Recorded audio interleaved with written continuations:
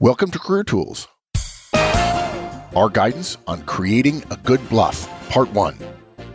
This guidance answers the questions, what is BLUF, why is it important, and how do I encourage people to do what I want them to do? Finally, after years of waiting, The Effective Manager in book form is available at Amazon and Barnes & Noble and your other retail booksellers, as well as signed copies are available on our website, manager-tools.com.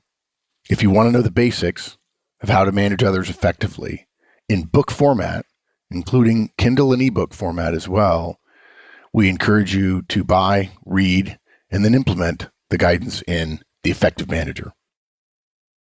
So, Wendy, I love that we're finally talking about BLUF, bottom line up front. I talk about it all the time. Of course, the high Ds of the world, like me and you, love it. We got it from American Marines. Go figure.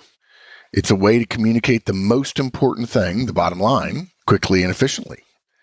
Maybe not every email demands BLUF, but if you want a decision, if you want an answer, if you want to be clear about what you're going to need from somebody, you better put it at the front, because there are a lot of people who don't want to hear your story before they find out what you need. Exactly.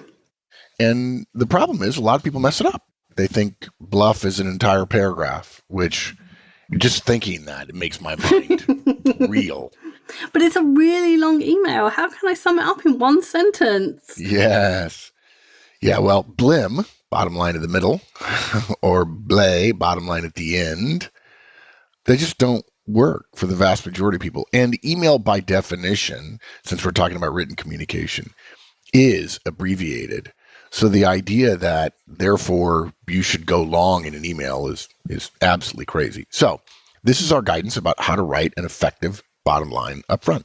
Yeah. So we're going to talk about one sentence. So no paragraphs. Yes, just one sentence. Paragraphs, one sentence. Good. Use verbs, because you want someone to do something, you have to have a verb that tells them what to do. What you want them to do. Yeah. Include deadlines, so they do it when you want them to do it. And include question marks if you want to ask a question and you're expecting a response. I think I got to tell you that the thing about deadlines is important for BLUF. I think there are a lot of people who, when they communicate, want to share the whole story. I think that's a completely reasonable way to be. But we have to remember that communication is what the listener does. And if you want to tell your story in your time, and you doing so causes me not to hear your message because I'm busy, because I'm stressed, because I don't have a lot of time, because I don't want to hear the whole story, I'm happy to do what you want me to do, but I'd rather you tell me what you want me to do right now. If you want to communicate with me in that way, you're reducing your chances of being effective. Now, what's interesting is if we flip it around, if we're talking to a person who prefers a more long-winded approach, they don't mind being told what the idea is or what the issue is or what the need is up front. They want more data afterwards. They want the story as well. But the reason why deadlines appeals to me is, to me, someone who doesn't use BLUF when they communicate is basically spending my time. And nobody gets to spend my time but me. And so the deadline issue of, hey, I need it by Tuesday is helpful to me. When people don't leave deadlines, they essentially suggest that time is not a valuable factor for them. And I was just talking to a CEO about budgets, and he said, hey, give me some basics on this. And I said, okay. I said, budgets are about money and time. And he says, well, I thought they were just about money. I said, no, of course it's about time. I mean, if you're due $1 billion, but you don't have any cash right now, you might go out of business. So the timing of costs and expenses and revenue matters. And I just think there are far too few people. I know I didn't think about time when I was 22, 23, 24. As you get more experience, you realize time is the ultimate metric, because you're not making any more of it. You can always make more money. You can make more resources, but you can't make more time. So to me, this guidance is really all about time management and respect for other people's time. My thought is, if you don't give me a deadline, I get to prioritize when I do it. And if you don't like that, that's your problem. You should have given me a deadline.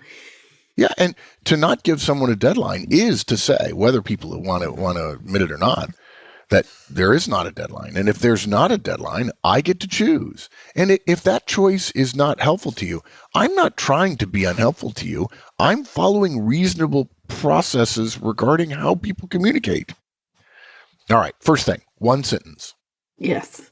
So the whole point of having bottom line up front and having something that tells people what this email is going to be about, what you are wanted to do, what the important thing in this email is to be able to communicate quickly and effectively so that you're giving the person who's receiving it the information that they need to work out, okay, do I need to do something? Do I need to answer a question? Do I need to read this as background material? Whatever they need to do. And if I only have time to do one thing, make your decision or read your email.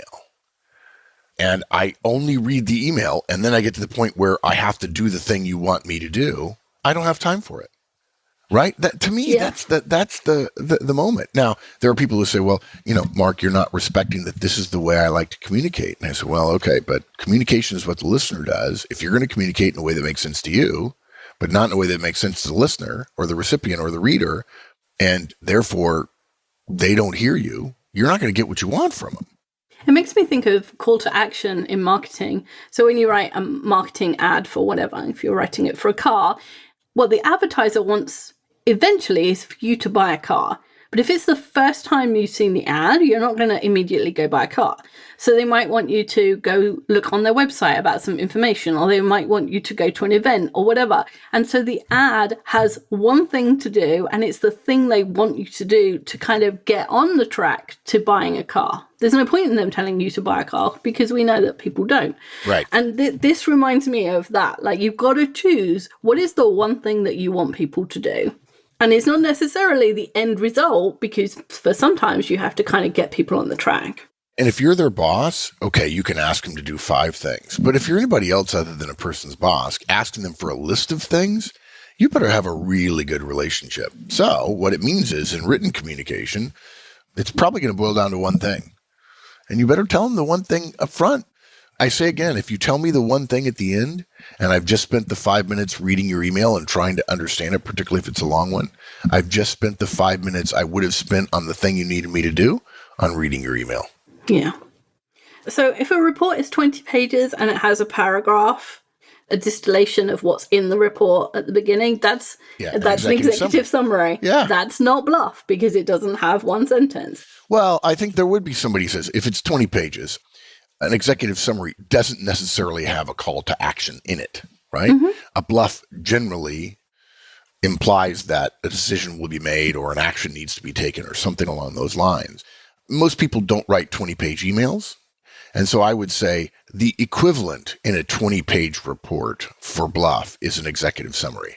Now, I will tell you, you read executive summaries and you can tell it's written by the person who created the study or whatever, because the first paragraph is, we did a study over 4 years asking. I'm like, what did you find out? Yeah, exactly. Yeah. That's what I care about. So the point I was trying to make was, there are different things. There are different appropriate ways of summarizing information on different documents or in different contexts, but they're not BLUF. BLUF is a specific thing, usually on an email. And what we're about to explain is how to write good BLUF, not how to write a good executive summary or some other kind of summary. Okay, good. So some examples maybe? Sure. So this one begins. BLUF, I need a decision from you on the conference room for your kickoff. There's some assumption here that I'm doing a kickoff, and I'm aware that the conference room is somehow a decision that I would make or something, right? Right. And we failed here because we haven't put a deadline in. Well, you could say, I need a decision from you today on the conference room for your kickoff, right?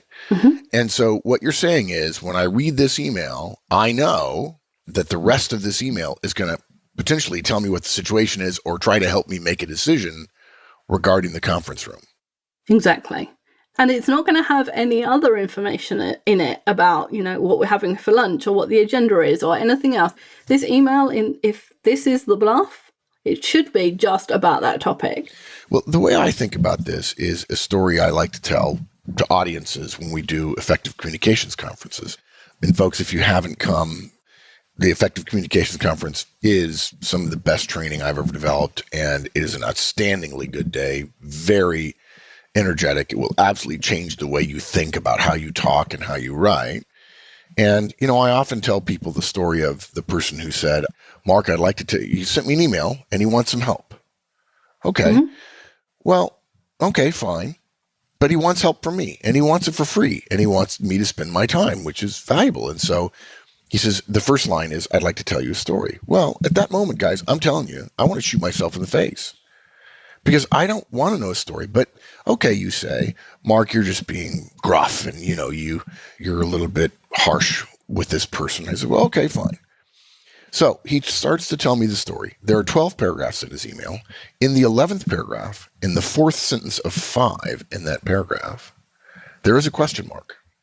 Now, if you're knowledgeable about writing and about people asking you things and so on, I'm reading the story about what happened. There are 2 or 3 people involved in various issues and so on, and a decision needs to be made. And then at the bottom, it says, what should I do about X? Well, now that I know what the fundamental question is, I have to go back to the top of the mail and reread the entire story to see what parts of the story are relevant. There may be 50% of the story that's basically irrelevant to the crux of the decision this person has. And this person wants to tell me a story. No offense, but people don't make decisions, don't take actions because of stories. They feel things, and that's good. And you may say, you need to have all the background before you can make a decision. And I would say, yes, you're right. But I need to know what the decision is before I can understand the story in the context of the decision. And then when you ask me to make the decision up front, here's what I need from you. And then you tell me the story. You're right. By the time I get to the end of the story, I will be able to make a decision. So therefore, in this sense, you're correct. I have to know the story in order to make a decision. But the story doesn't have to come before what I know the decision needs to be. In fact, if the decision comes after the story, if I don't know what the decision is supposed to be, the story is worthless without the context of the necessary decision. Same way here. Exactly. Same way here. If you don't tell me, I need to know, you need to know a decision from me on the conference room for the kickoff. And then I start reading about the Medusa room, Perseus or Pegasus and so on. I'm like, why am I reading this? Yeah. Why are you telling me this? It doesn't make any sense. Yeah. Yeah. So until this moment, it never connected in my head that while I understand why people think he needs to know the story before he makes a decision. Yes, that's true. But the story doesn't need to come before the understanding of the decision. And of course, in your mind, when you're telling me the story, you know the decision. Exactly. So the story makes sense to you, but it doesn't make sense to me. Yeah, so the rest of that email that I created, just to explain where Medusa came from. So we had the BLUF. I need a decision from you today on the conference room for your kickoff.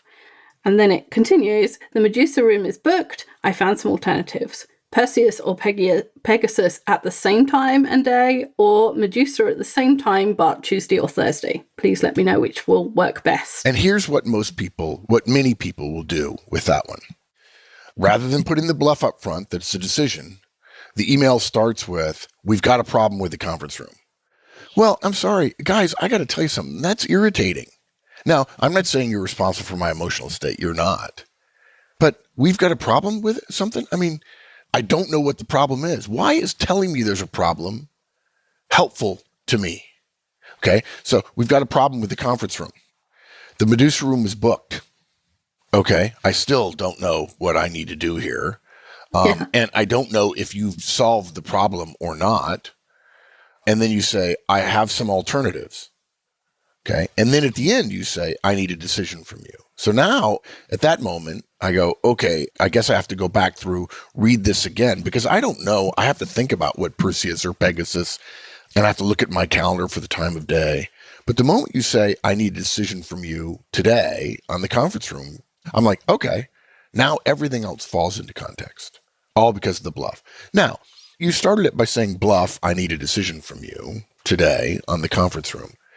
Do we need write BLUF at the top of the mail? What do you think? I don't think so. No, I don't think so. I think it's not necessary, but I do think if you're a team or an organization that's in the habit of using BLUF, it's helpful to write it because it then reminds people to do it themselves, and also it just gives them another piece of context. It says, hey, I remembered to write this at the top, and this is the piece of information that I want you to remember. Yeah. I do have a friend who says it kind of makes me uncomfortable if I read the BLUF because it suggests the action I have to take, and I'm maybe uncomfortable. I may want more time. And I say, well, okay, but we are an organization. We are an entity that makes decisions, takes actions, is for profit, those kinds of things. And so, okay, well, you're just going to have to feel bad about that. And this is an organizational communication technique that trumps individual idiosyncrasies regarding how one communicates. Okay? Yeah. You want to do another example? Sure. So here's another one. BLUF. Koala upgrade postponed. Systems available this weekend. But again, Wendy, you're implying to our audience that Koala upgrade is there. Clearly, we're talking about technical systems, Yes. IT systems, server systems, and so on. And they know what Koala upgrade is. Yes. And there was an upgrade scheduled, right? And that the schedule would cause systems to not be available. Okay. Exactly. So that's important. Without that, the BLUF means nothing. Doesn't work. Yeah, you're right. Yeah. Yeah, they have to have you have to know that the people to whom you're sending that have all of the background knowledge. Which, of course, they would. That's the assumption here. But yeah, Koala upgrade postponed, systems available this weekend. That is what is important to most people relative to, look, we've already made the decision. You don't get to weigh in. You may have questions, but for the majority of people, your systems will be available this weekend, and you may have made choices that were based on the systems not being available. And so this will allow you to do what you need to do. And the rest of the mail, as the show notes go on to say, could be a technical explanation about the upgrade and the postponement and so on.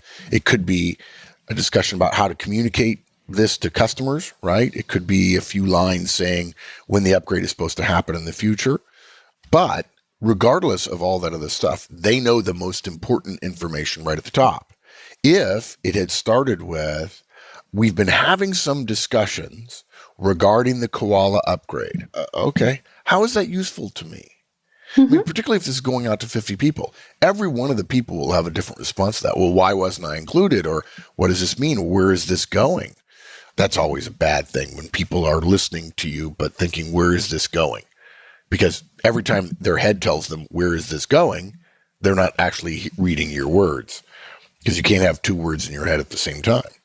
And they know what they need to know. If you do it the other way and they say, we've been having these discussions, there have been some concerns, we felt we could get through them, we've now decided we can't. Okay, that's great. So what does this mean for me? Exactly. Imagine you're like some call center person and you're going to be on the help desk all weekend, and some of your customers' systems were planned not to be available and now they are available.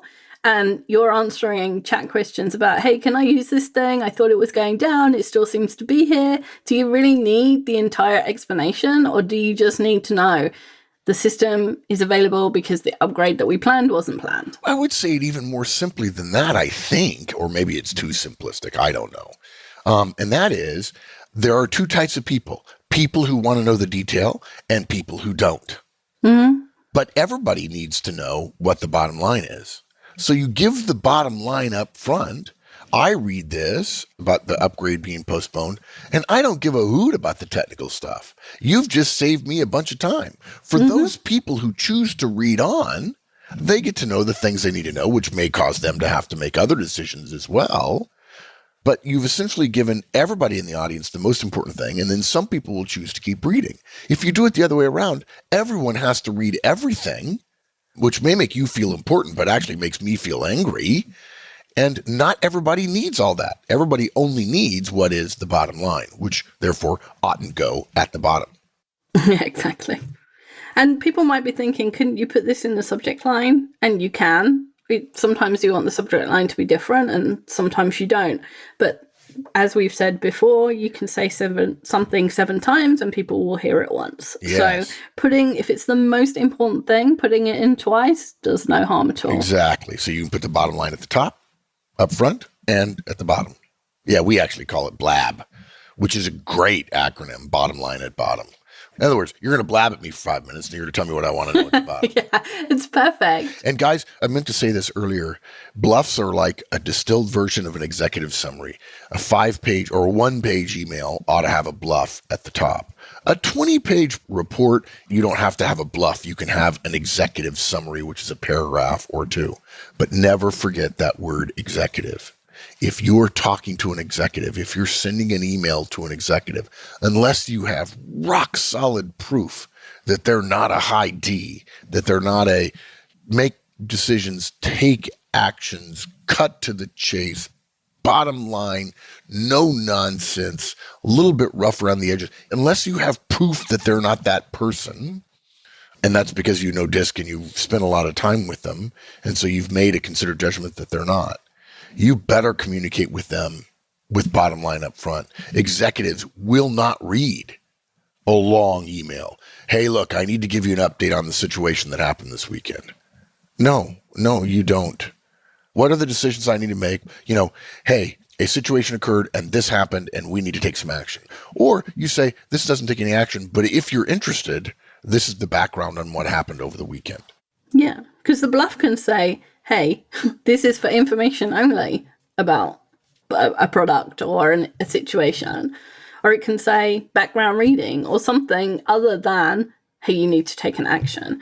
But then if people know up front, they know what priority to give it and what they're reading for when they start reading. It's a matter of respect. It says, I know it's completely reasonable for you to have a different concept of what this is because we have different roles. Okay. You see it differently. It's my project. It's your project. It's somebody else's project. It's somebody else's project. And she's my friend, but she's not your friend. You are showing somebody else respect to say, I know you may choose to see this differently, and I'm going to give you the information you need in order to decide how you're going to process this, as opposed to putting the bottom line at the bottom and have the person getting to the end and going, I just wasted a bunch of time.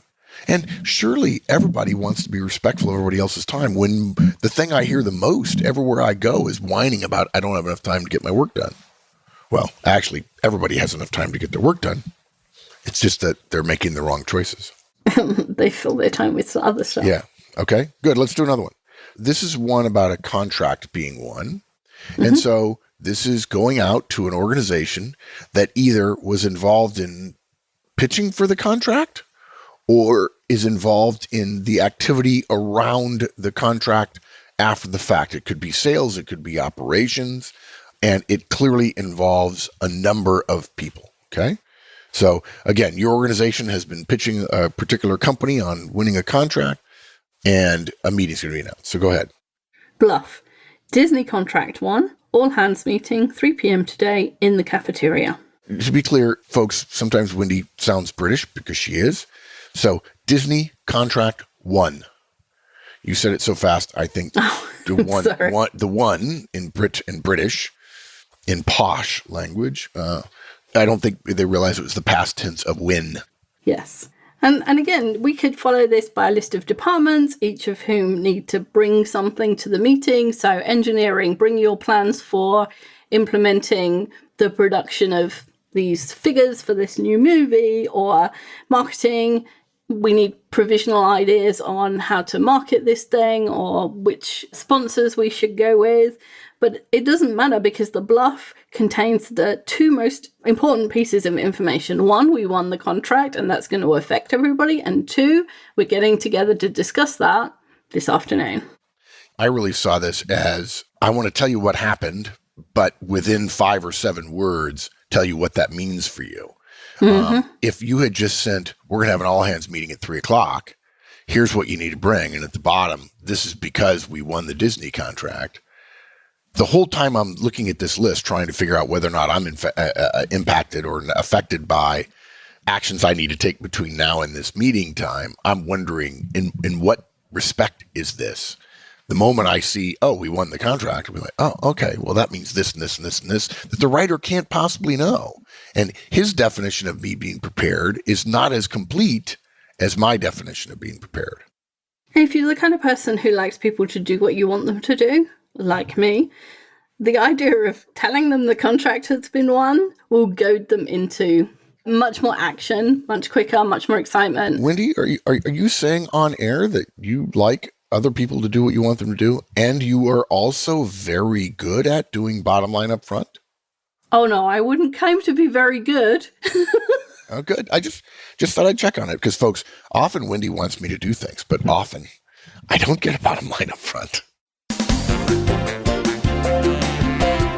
That's it for part 1, folks. Come back next week for part 2. More good stuff. If you enjoyed this podcast and you want the how-tos of management wherever you are, check out the free Manager Tools mobile app. It's available on both iOS and Android devices. Go to the Apple Store or the Google Play Store and download the Manager Tools app. Just search for Manager Tools in the respective store, or go to the Manager Tools website, www.manager-tools.com, and you'll find the links on the bottom of the homepage. Once you've installed the Manager Tools app, you'll have access to all the Manager Tools and Career Tools shows anytime, anywhere you want. With easy searching of podcasts by category, using the map of the universe, or using built-in search functions, it couldn't be easier. Additionally, if you're a Manager Tools personal licensee, you'll have easy access to all the show notes right from the app whenever you want. Go to the App Store and download the Manager Tools mobile app. You'll be happy you did.